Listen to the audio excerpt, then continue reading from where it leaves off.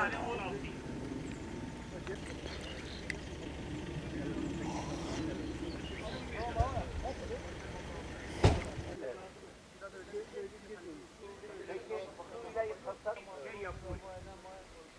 Bir başarı öyküsünü yerinde gözlemlemek üzere ziyarette bulunduk.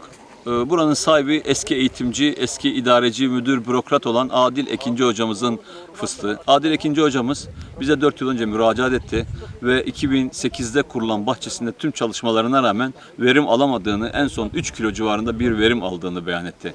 Biz de kendi seferber olduk. Adil hocamızın bahçesini teknik elemanlarımızla, ziraat mühendislerimizle beraber, özellikle Siirt fıstıkçılık birimimizle beraber ziyaret ettik. Alandaki eksikliklerini gördük, toprak analizini yaptırdık, sulamanın önemini anlattık. Kısacası modern tarım tekniklerinde olması gereken her şeyi biz Adil hocamıza verdik. Burada önemli olan biz gittiğimiz tüm bağ ve bahçelerde modern tarım tekniklerini olması gerekenleri anlatıyoruz.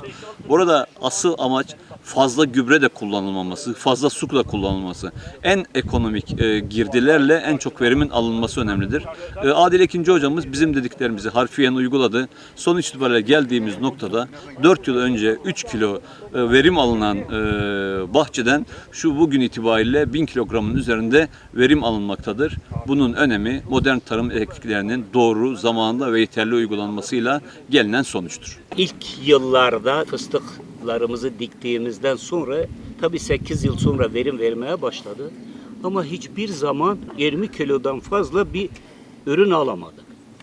Tabii bu konuda acemiydik. Tarım İl Müdürlüğümüze başvurduk. Mühendisler gelip baktılar, dediler senin bahçende kara zenk var, pisilidi var, bir sürü hastalık var. Dolayısıyla sen buradan ürün alamazsın.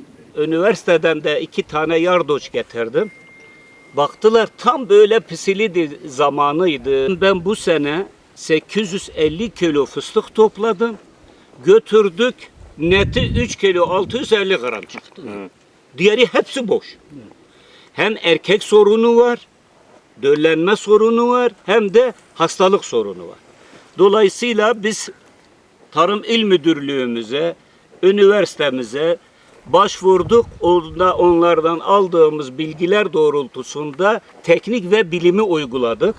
Şu an Allah'a şükür işte 2-3 senedir 500 kilodan aşağı almıyoruz. 700 kilo, 500'e yılın şeyine göre. Bu senede inşallah 1 ton bekliyorum. Toprakta eksik elementler neyse hepsini tespit ettik. Ona göre bir bakımı yaptık. Gübresini ona göre verdik. Bütün artık çinkosu, demiri, bakırı, nitratı, sülfatın bütün elementler bu konuda inşallah eksik kalmamıştır. Dolayısıyla hem ürünümüz fazlalaştı, bilgimiz fazlalaştı ve artık bütün zararlı hastalıklara karşı, haşerelere karşı da tedbirlerimizi aldık. Bu sene hastalık vurdu 550. Bir sene önceki 700 kiloydu. Allah'ın izniyle bu sene 1000'i deviriyor. Ama abi daha az su gidecek.